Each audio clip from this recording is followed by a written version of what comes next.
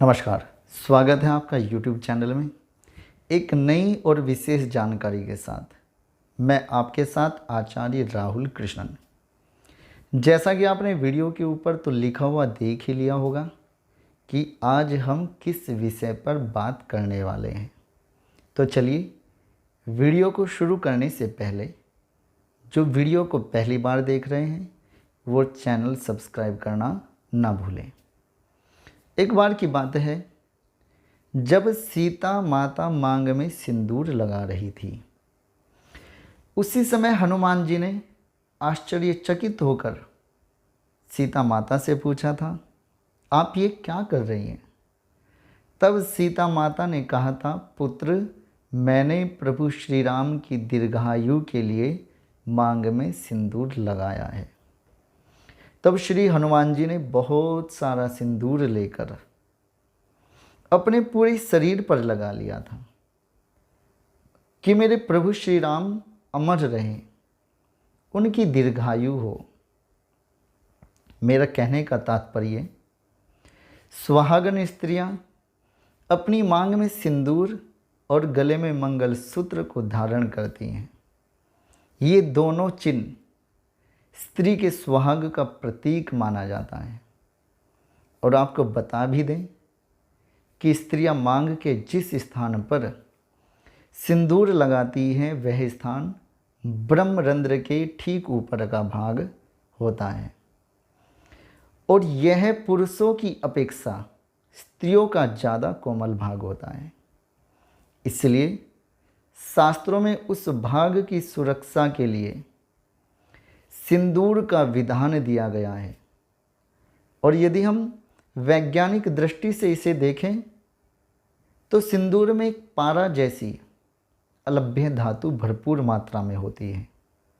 दरअसल यह स्त्री के शरीर के अंदर विद्युत शक्ति को नियंत्रित रखती है और जो मर्म स्थान होता है उससे बाह्य दुष्प्रभाव से भी बचाती है। आज हम आपको बताने वाले हैं, मांग भरते समय किन किन बातों का ध्यान रखना चाहिए जिससे पति की दीर्घायु हो, आयु लंबी हो और पति का भाग्य चमक उठे। तो चलिए बात कर लेते हैं, मांग में सिंदूर भरते समय किन किन बातों का ध्यान रखना चाहिए। सिंदूर को ऐसे बॉक्स में ना रखें जो टूटा फूटा हो, यानी सिंदूर को साबुत बॉक्स में ही रखना चाहिए।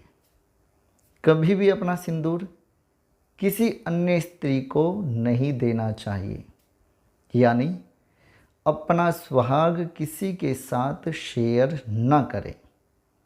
इससे पति और पत्नी के बीच प्यार कम होता है और तनाव भी बढ़ता है।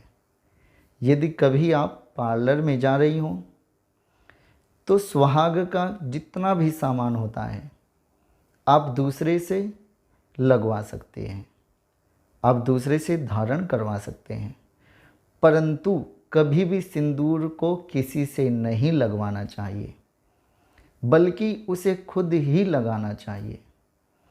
हमेशा सिंदूर अपनी मांग के बीचों बीच भरना चाहिए, क्योंकि ऐसा करने से आपके पति की आयु लंबी होगी।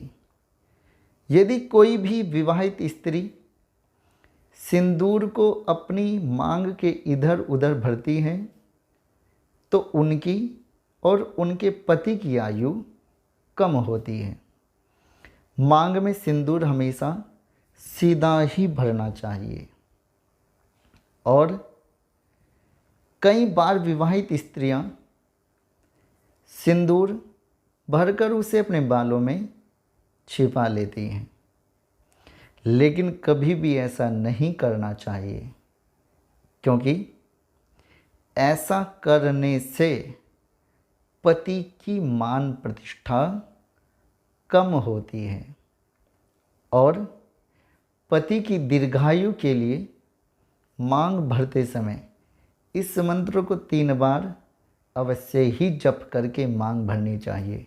मंत्र है, ओम जूंग सह, स जूंग ओम।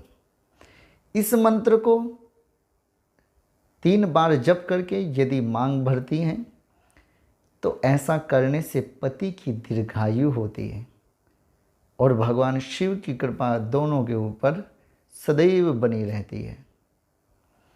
विशेष बात, मांग भरते समय सिर कभी भी खाली नहीं रखना चाहिए। दुपट्टा या लाल रंग का कपड़ा रखकर तब ही मांग भरनी चाहिए। मांग में सिंदूर कभी भी खड़े होकर नहीं भरना चाहिए, बल्कि बैठकर आराम से मांग को भरना चाहिए। जिस शीशे में देखकर मांग भर रही हो वो शीशा टूटा हुआ नहीं होना चाहिए और कभी भी मांग दक्षिण दिशा की ओर मुख करके ना भरें, क्योंकि ऐसा करने से पति की आयु कम होती है। पूर्व और उत्तर की तरफ मुख करके सदैव मांग भरनी चाहिए और मांग हमेशा रिंग फिंगर यानी कि अनामिका उंगली से ही भरनी चाहिए। मांग कभी भी आधी अधूरी नहीं भरनी चाहिए।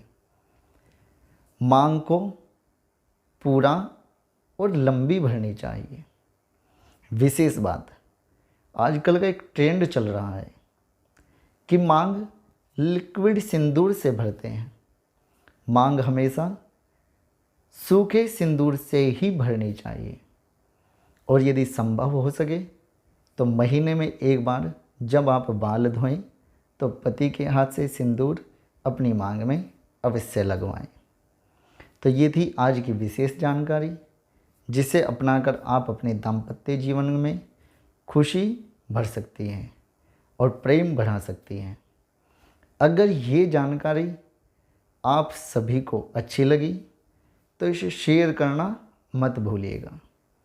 आगे फिर एक नई जानकारी के साथ आपके साथ मुलाकात होगी। तब तक के लिए चैनल सब्सक्राइब करना ना भूलें और बने रहें हमारे साथ। नमस्कार।